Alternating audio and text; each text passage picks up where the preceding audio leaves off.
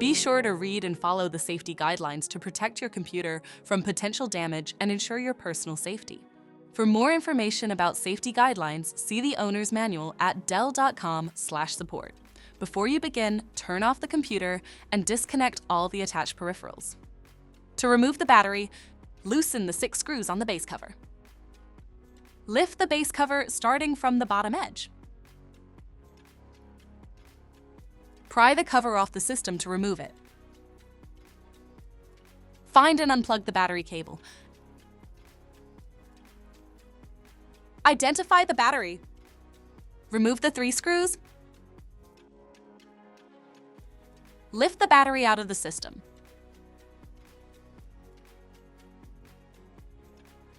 To reinstall the battery, if the cable has been removed, connect the battery cable to the connector on the battery. Route the battery cable through the routing guides. And adhere the adhesives on the battery cable. Flip the battery. Note, for models shipped with an 83 BH battery, the battery rubber sticker must be transferred to the replacement 83 BH battery. Readhere the adhesive on the battery. Place the battery into the system. Replace the 3 screws. Reconnect the battery cable. Place the cover back on the system.